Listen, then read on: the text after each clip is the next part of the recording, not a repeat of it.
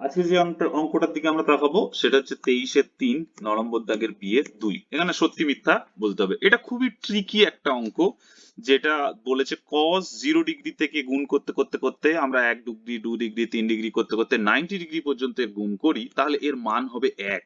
এরকম বলছে এরা, দেখা যাক কি বলছে।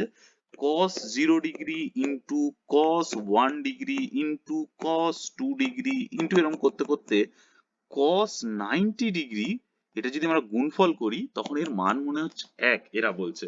দেখো cos 0 মান আমরা জানি 1 দিয়ে শুরু হচ্ছে, cos 1 two 1 degree 2 degree 3 degree এর মানগুলো ক্যালকুলেট করে বের করা যায়, কিন্তু আমাদের দরকার নেই, কেননা আমরা cos 90 মান জানি। cos 90 মান কত? 0। তো এই জিনিসটা যত বড়ই হোক না কেন, তার সঙ্গে যদি 0 আমরা গুণ করি, তাহলে কি এটা সমান সমান 0 হয়ে গেল না? তার মানে কি এর মান 1 নয়, এই কথাটাই মিথ্যে।